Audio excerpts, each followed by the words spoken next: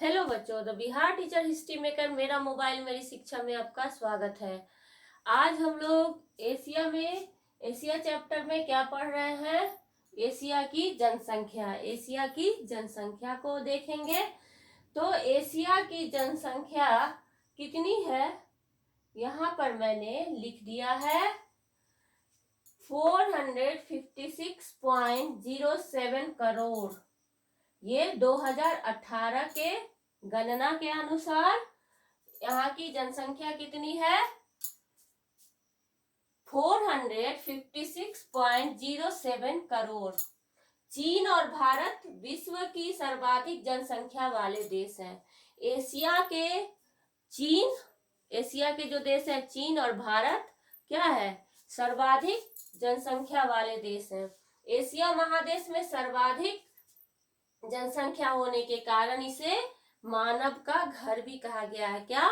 मानव का घर, क्योंकि यहाँ पर सबसे ज्यादा जनसंख्या है। तो जनसंख्या ज्यादा होने के कारण मानव का घर कहा गया है। अब इसी चैप्टर में जीवन प्रत्याशा एक शब्द आता है। जीवन प्रत्याशा किसे कहते हैं? स्थान विशेष में निवास करने वाले निवासियों के जीवित रहने की औसत आयु जीवन प्रत्याशा कहलाती है। क्या है? किसी विशेष स्थान पर जितने लोग निवास करते हैं उन निवासियों के जीवित रहने का जो एक औसत आयु है 60, 70, 80 जितना भी आयु है वो औसत आयु जीवन प्रत्याशा कहलाती है। एशिया के दक्षिण एवं पूरब के तटीय क्षेत्रों में आबादी घनी है। इसके विपरीत एशियाई रूस में जनसंख्या काफी कम है। रूस ज्यादा एरिया में भी फैला हुआ है, इसलिए वहां पे जनसंख्या भी कम है। और एशिया के दक्षिण एवं पूरब के तटीय क्षेत्रों में आबादी घनी है। इसका कारण भी क्या हो सकता है कि तटीय आबादी में वहां पर उन लोगों को खेती करना आसान हो जाता है। तो ये सभी उसका मायने रखता है कि कहाँ किस क्षेत्र की जनसंख्या ज्यादा है, किस क्षेत्र की कम है। तो इसके कारक भी बहुत सारे हैं जो हर चीज से संबंध रखते हैं। जैसे कि जहाँ पे उन्हें सुविधा प्राप्त होगी, जैसा कि हम लोग पहले भी पढ़ चुके हैं कि जिस क्षेत्र में सुविधा लोगों को प्राप्त होती है वहां पे वो ज्यादा रहना पसंद करते हैं। तो वही चीज इसमें भी आता है। दक्षिण एशिया की पूरी आबादी 29% शहर में ही रहते हैं।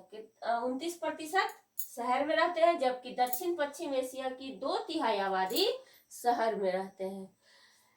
जलवायु, मिट्टी, जल की उपलब्धता आदि जनसंख्या के वितरण को प्रभावित करते हैं। जैसा कि मैंने पहले भी बताया है, जलवायु जहाँ बेहतर होगी, मिट्टी जहाँ बेहतर होगी, खेती करने लायक होगी, जल की उपलब्धता इत्यादि होगी, वहां पर जनसंख्या ज्यादा होगी, क्योंकि वहां के लोग उस सुविधा को प्राप्त करें। सभी लोग ये चाहते हैं कि हम जहाँ रहें पूरी सुविधा के साथ रहें। तो वैसे जगह पे जनसंख्या ज्यादा होगी, और जहाँ पे इन सब चीजों की कमी होगी तो जनसंख्या कम होगी। वहीं यातायात, संचार के साधन, औद्योगिक विकास, रोजगार के साधन, नागरिक सुविधाएं इत्यादि शहरीकरण के वितरण को प्रभावित करती है। शहर में यातायात, संचार के साधन, औद्योगिक विकास, रोजगार इत्यादि क्या है, ये ज्यादा आसानी से मिल जाते हैं।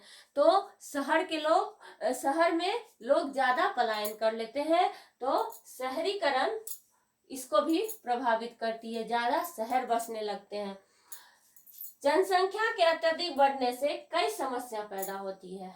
जनसंख्या ज्यादा होगी तो हर समस्या पैदा होगी, बेरोजगारी आएगी, गरीबी आएगी, बहुत सारी हो सकती है इसमें समस्या। एशिया महादेश के 70% लोग कृषि पर निर्भर हैं। जनसंख्या का घनत्व भी बढ़ रहा है, भूमि पर दबाव भी बढ़ रहा है। यहाँ 70% लोग केवल कृषि पर निर्भर करते हैं।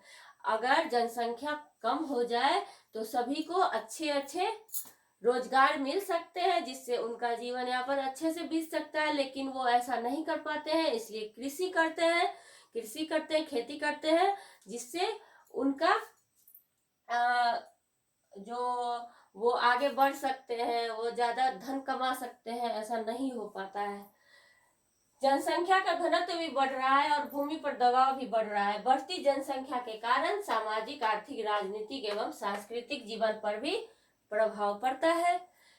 जनसंख्या बढ़ने से क्या होगी? सामाजिक, आर्थिक और राजनीतिक एवं सांस्कृतिक जीवन पर भी प्रभाव पड़ता है। सब चीज में समस्या आती है। तो इस तरह हम लोग एशिया की जनसंख्या को समझ गए हैं। अब हम सांस्कृतिक विविधता को देखेंगे अगले वीडियो में। ठीक है बच्चों? तो सांस्कृतिक विविधता अगले वीडियो में।